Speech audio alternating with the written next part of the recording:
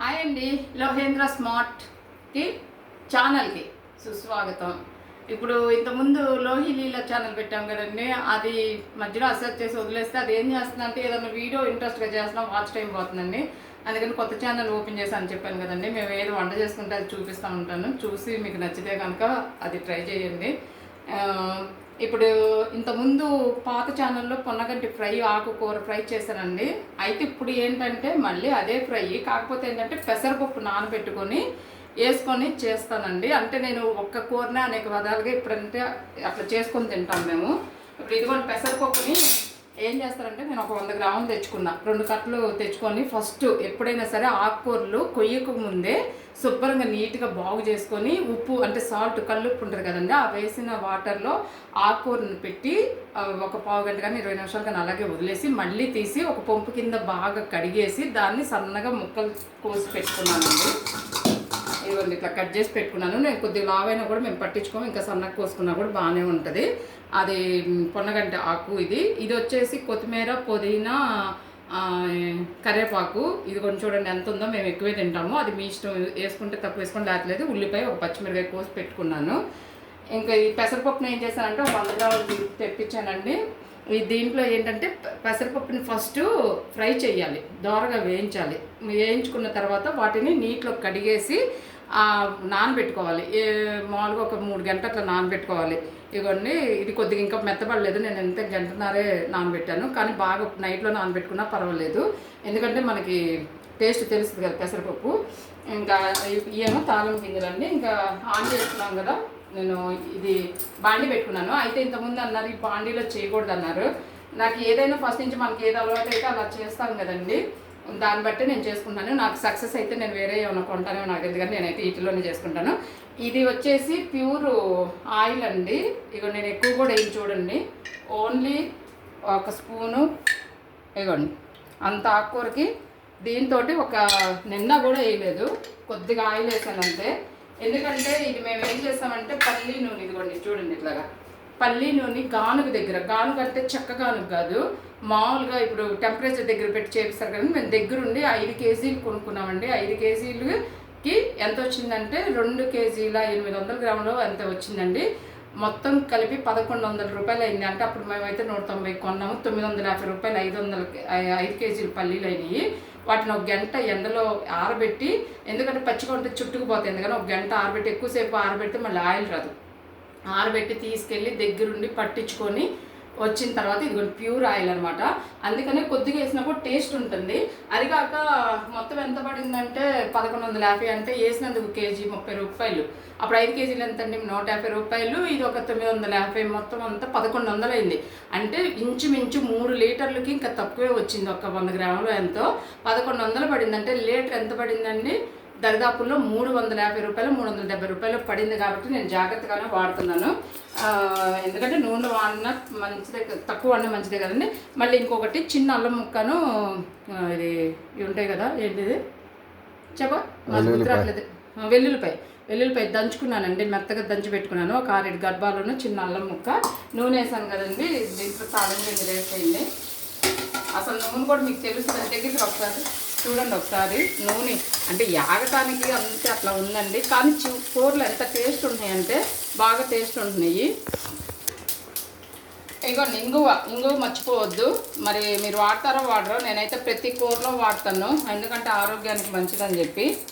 అది వేసేసిన తర్వాత ఏం చేస్తారంటే చిన్నులపైన ఇది అల్లం దంచి పెట్టుకున్నాం కదండి, అది వేసేయండి. అది వేసిన తర్వాత ఏగుతూ ఉంటుంది.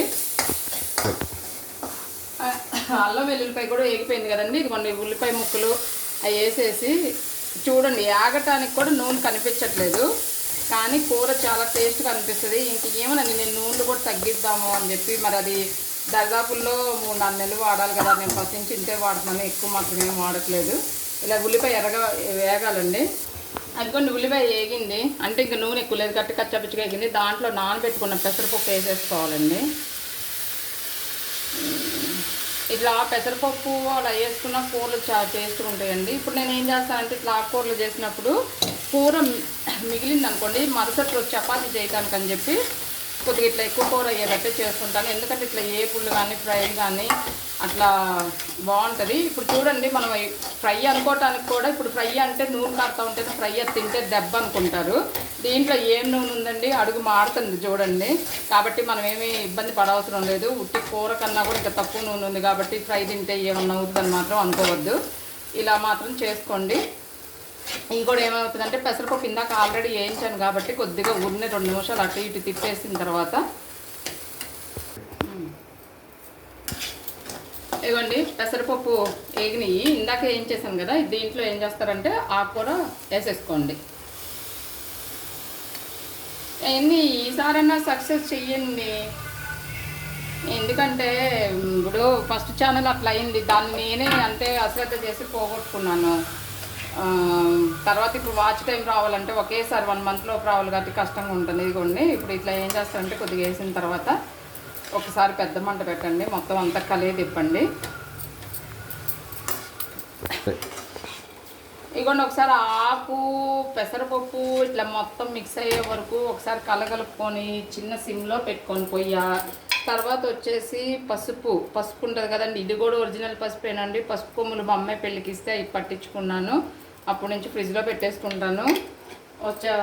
బాగానే వస్తుందండి, 1 సంవత్సరం కానీ లేకపోతే 2 సంవత్సరాలు కానీ ఏమీ రంగు మారదు. కొద్దిగా తీసుకొని బయటకు పెట్టి వాడుకుంటూ ఉంటాను. తర్వాత వచ్చి సాల్ట్ వేయండి. సాల్ట్ మాత్రం తక్కువే వేసుకుంటాం మేము. మీరు తినేదాన్ని బట్టి వేసుకోండి, ఎందుకంటే సాల్ట్ ఎక్కువ తినకూడదు అని చెప్పి. అది కాక మేము కూరలు ఒత్తుగా కలుపుకుంటాం కాబట్టి కొద్దిగా అప్పుడు ఏమవుతుంది అంటే కలుపుకున్నప్పుడు ఉప్పు తక్కువ ఉంటే సరిపోతుంది. ఉప్పు ఎర్రగా ఉంది, ఇదే హిమాలయ సాల్ట్, పింక్ సాల్ట్. ఎందుకంటే ఉప్పు తక్కువ ఉందనుకోండి కూర ఒత్తుగా కలుపుకున్నా మనకు ఉప్పు అనిపించదు, ఎక్కువ ఉందంటే కసిమ అనిపిస్తుంది. ఇలా ఒకసారి ఉప్పేసిన తర్వాత కలియబెట్టి మూత పెట్టాలండి. ఇక ఇట్లా మధ్య మధ్యలో తిప్పుతా కదా చూడండి, ఆకుకూర రంగు మారింది కదా, అప్పుడు ఇట్లా తిప్పుకుంటా కొద్దిగా ప్లేట్ పెట్టుకుంటే ఆవు చుక్కలు పడి ఉప్పేసాం కదండి, అలా మగ్గింది. ఈ టైంలో మీరు కారం వేయాలి. మేము కొద్దిగా కారంగా అంటే ఆకుకూరలు సవగా ఉంటాయి కాబట్టి కొద్దిగా కారం మీరు తిన్నంత వేసుకోండి. ఎందుకంటే ఎవరిష్టం వాళ్ళది కదా. ఇది కూడా ఇంట్లో కొట్టించిన కారమేనండి, మసాలా కారము. కొద్దిగా ఏమవుతుందంటే అంటే ఆకుకూర సవగా అనిపిస్తుంది కారం తక్కువ వేసుకుంటే, అందుకని కొద్దిగా సరిపడా వేసుకోండి. ఒకసారి తిప్పేసి ఇప్పుడు నేను ఈ చివర్లో తక్కువైతే చివర్లో వేసుకోండి. నేనైతే చాలా ఎక్కువ వేసాను కదండి, అందుకని చెప్పి దాంట్లో కలిసిపోవటానికి అని చెప్పి నేను ఇప్పుడే వేసేసుకుంటున్నాను. చూడండి ఎంత ఉందో, ఆకుకూరతో సమానంగా ఉన్నట్టు అనిపిస్తుంది కదా.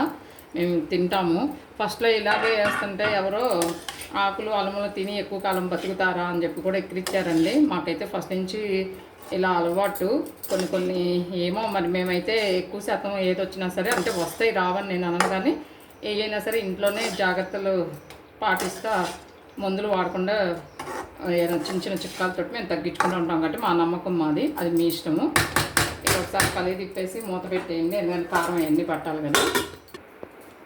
ఇగోండి ఇలా మగ్గింది కదా, మగ్గింది అంటే నేను తిప్పి చూశాను బాగానే మగ్గింది. అప్పుడు ఏం చేస్తారంటే కొద్దిగా ఇట్లా కట్టేయండి. దాన్ని ఏం చేస్తారంటే అలాగే ఒక 10 నిమిషాలు వదిలేయండి మూత తీయకుండా, ఎందుకంటే ఆవిరి మూలాన లోపల కూర సదురుకొని చాలా టేస్ట్గా ఉంటుంది. ఇప్పుడు మాకు ఆకలి వేస్తుంది కాబట్టి ఎమ్మటండి మీకు తీసి చూపిస్తున్నాను, కానీ మామూలుగా కట్టేసిన తర్వాత ఒక 1 గంట తర్వాత టేస్ట్ వేరేగా ఉంటుంది. అయితే ఒక విషయము, ఇప్పుడు చూడండి తీసాం కదా, కూర మగ్గిపోయింది కదా. ఇప్పుడు నేనేంటంటే ఈ 2 గంటలే నానబెట్టాను. అయితే పప్పు బద్దగా ఉంది ఇది పెసరపప్పు. కొందరు ఇలా ఇష్టపడతారు, లేదు కొద్దిగా మెత్తగా కావాలనుకునే వాళ్ళు నైట్లో నానబెట్టుకోండి పెసరపప్పుని, వేయించిన బాండిలో వేయించిన పెసరపప్పుని. లేదు ఇట్లా పప్పు బద్దగా మాలాగా కావాలనుకుంటే ఇలాగా వేసుకోండి 2 గంటలు నానబెట్టి. ఎలా అయినా టేస్ట్గానే ఉంటుంది. అంటే ఎవరు ఇష్టం వాళ్ళది కదండి, ఎవరు ఇష్టం వచ్చినట్టు వాళ్ళు తింటారు, అందుకని చెప్పి చెప్తున్నాను. మేమైతే తినేది బ్రౌన్ రైస్ అండి. అంటే బ్రౌన్ రైస్ అంటే ముడి బియ్యం, దంపుడు బియ్యము. మేమేమి అన్నాలు ఎక్కువేం తినేవండి, మామూలుగా అంటే మీడియంగా తింటాను నేను, కొద్దిగా తక్కువ తింటా, ఇంత తింటారు. ఇదిగోండి కూర ఇట్లా వేసుకొని, కూర మాత్రం ఒత్తుగానే కలుపుకుంటాము. ఈ మామూలుగా ఇలా ఇదిగోండి ఇలా కలుపుకుంటాము ఇంత ఇట్లాగా. ఇంకొకవేళ నేను ఇందాక వేసేసాను కదండి ఇది కరివేపాకు మొత్తం దీంట్లో కలిసిపోయినాయి, తక్కువ వేసుకునే వాళ్ళు లాస్ట్లో అట్లా వేసేసి దించేసుకోండి, సరిపోతుంది. ఇలా కలుపుకున్న తర్వాత చూడండి, నేను ఎంత ఆయిల్ తక్కువ వేసి చూపించాను మీకు. గంగికోవు పాలు గిరిటెడైనా చాలన్నట్టు. ఇప్పుడు అది మన స్వచ్ఛమైన నూనె, అంటే మనం ఆయిల్ దగ్గర పట్టించుకొచ్చాం కాబట్టి వేసుకొచ్చినప్పుడు కూర చాలా టేస్ట్ ఉంది. కావాలంటే మీరు కూడా గాను దగ్గర పట్టించుకొచ్చుకొని ఇలాగే చేసి చూడండి. టేస్ట్ ఉండకపోతే నన్ను అడగండి. ఎందుకంటే అసలు మామూలు కూర కూడా ఇంత టేస్ట్ అనిపించదండి. మామూలుగా నూనెలు మనం బయట కొనుక్కు తెచ్చుకుంటే. చూడండి, చేతికి కూడా లైట్గా అంటుకుంటుంది. చూడండి, నేను ఎంత వేసాను, తక్కువ వేసినా కూడా మీకు తెలుస్తుంది కూడా. అలాగే నచ్చితే కనుక సబ్స్క్రైబ్ చేయండి, షేర్ చేయండి, లైక్ చేయండి. ఇప్పుడు నాకు సబ్స్క్రైబర్స్ కూడా రావాలండి. నాది ఛానల్లో ఉన్న వాళ్ళందరూ సబ్స్క్రైబ్ చేసుకొని చూడండి. నాకు ఇట్లాగే వంట చేసిన వీడియోలు పెడతా ఉంటాను. ఇప్పుడు మనం ఏం ప్రతిరోజు కరెక్ట్గా చేయడానికి చెప్పులమేం కాదండి. ఇప్పుడు ఏదైనా సరే మనం తినే ప్రతి ముద్ద కూడా తృప్తిగా తినాలండి. మేమైతే కింద బాస్పెట్లు వేసుకొని చక్కగా కూర్చొని తింటాము. అది మాకు వంట పడుతుందని నేను అనుకుంటున్నాను. ఇది నా సూక్తి చెప్తాను, వినండి. సరేనండి, బాయ్ బాయ్.